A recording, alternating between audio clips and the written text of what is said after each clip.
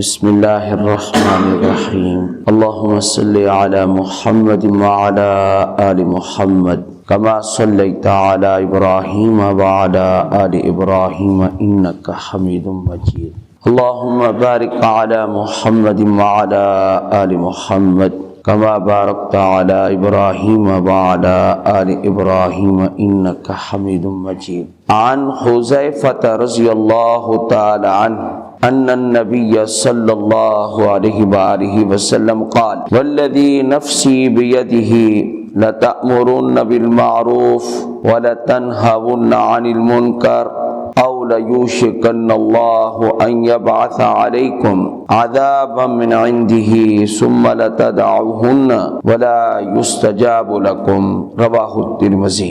حضرت حذیفہ بن یمان رضی اللہ تعالی عنہ سے روایت ہے، نبی کریم صلی اللہ علیہ وآلہ وسلم نے ارشاد فرمایا والذی نفسی بیدہ، قسم ہے اس ذات کی جس کے قبضہ قدرت میں میری جان ہے، لتأمرون بالمعروف، البتہ تم حکم دو نیکی کا، نیکی کی بات کرو، لوگوں کو نیکی کا کہو، نیکی کیا کرو، وَلَتَنْهَوُنَّ عَنِ الْمُنْكَرِ، اور برائی سے تم روکا کرو، نیکی کا کہا کرو، برائی سے روکا کرو۔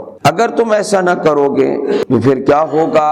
أَوْ لَيُوشِكَنَّ اللَّهُ، البتہ ان قریب اللہ تعالی ان یبعث علیکم عذابا من عنده، اللہ تمہارے اوپر اپنی طرف سے عذاب بھیج دے گا۔ ایک آدمی خود تو برائی سے بچتا ہے لیکن لوگ کر رہے ہوتے ہیں ان کو روکتا نہیں ہے، ان قریب پھر اللہ تعالی عذاب بھیجے گا، اور ثم لتدعونہ، پھر تم اللہ سے دعا بھی کرو گے کہ اے اللہ یہ عذاب ہٹا دے، ولا یستجاب لکم، تمہاری دعا قبول نہیں ہوگی کیونکہ تم نے برائی کو دیکھا پھیل رہی ہے اور تم ٹس سے مس نہیں ہوئے، پھر اللہ تمہاری دعاؤں کو بھی قبول نہیں کرے گا، چاہے نمازیں پڑھتے رہو، چاہے جتنی بھی دعائیں کرتے رہو، گڑ گڑاتے رہو، نہ تم نے برائی سے روکا اور نہ ہی تم اس برائی کو دل سے تم برا سمجھ رہے ہو۔ تم کہتے جو ہوتا ہے وہ ہوتا رہے، ہمارا کیا ہے، ہمارا لینا دینا کیا ہے، گناہ کو گناہ ہی، وہ کہتے ہیں ہم نمازیں پڑھتے رہیں، ہم سب کچھ کرتے رہیں، ہم آتے رہیں جاتے رہیں، جو کچھ ہو رہا ہے، بلکہ گناہ کی جو نحوست ہے یا نفرت ہے وہ بھی دل سے نکل گئی تو اللہ کے نبی نے فرمایا پھر تمہاری دعائیں بھی قبول نہیں ہوں گی۔ آج کل پاکستان کے قانون میں ایک بہت بڑا گناہ ہوا ہے،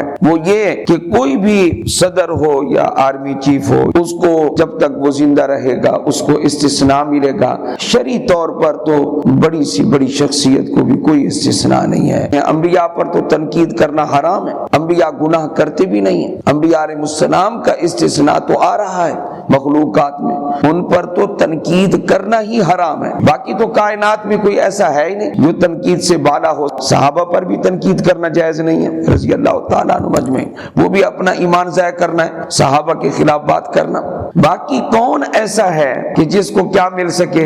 استثناء۔ یہ پاکستان میں بہت بڑا عجیب قانون بن گیا ہے۔ ایک حدیث یاد آتی ہے، اللہ کے نبی صلی اللہ علیہ وآلہ وسلم نے فرمایا کہ ہر بعد والا دن جو آ رہا ہے وہ پہلے دن سے برا ہوگا۔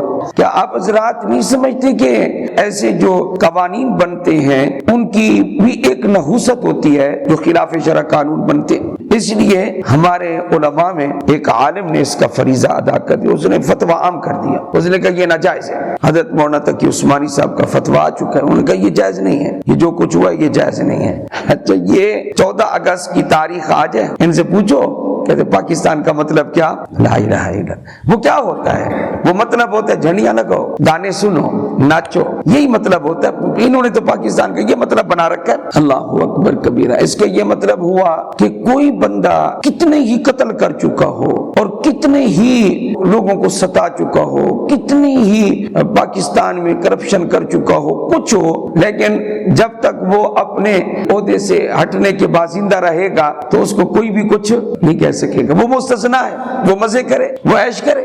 حضرت ابو سعید خدری رضی اللہ تعالی عنہ کا فرمان ہے, اللہ کے نبی صلی اللہ علیہ وآلہ وسلم نے ارشاد فرمایا, من رأى منکم منکرا, تم میں سے جو برائی دیکھے, فلیغیرہ بیدہ, سب سے پہلے اپنی طاقت سے روکے, اگر وہ روک سکتا ہے. اب ظاہر پورے ملک میں تو ہماری طاقت نہیں چلتی, لیکن شادی بیاہ کے موقع پر ہم اپنے گھر کی شادی میں تو ایسی رسومات ختم کر سکتے ہیں نا جو خلاف شرع ہوں, ہم اپنے ہاتھ سے روک سکتے ہیں طاقت سے جہاں اختیار ہے. فَإِن لَمْ يَسْتَطِعْ فَبِلِسَانِهِ, بس اگر طاقت نہ رکھے ہاتھ سے روکنے کی, فَبِلِسَانِهِ, پھر زبان سے روکے, زبان سے اپنا فریضہ ادا کرے. کیا یہ گناہ ہے اور اس گناہ سے بچ جاؤ, پھر بیان تو کرے نا, پھر واضح تو کرے نا حیثیت. فرمایا فَإِن لَمْ يَسْتَطِعْ فَبِقَلْبِهِ, اور اگر خطرہ ہے کہ جان چلی جائے گی اور میں تکلیفیں برداشت نہیں کر سکتا, فرمایا پھر کم سے کم اتنا کر لے کہ جو بھی گناہ ہو رہا ہو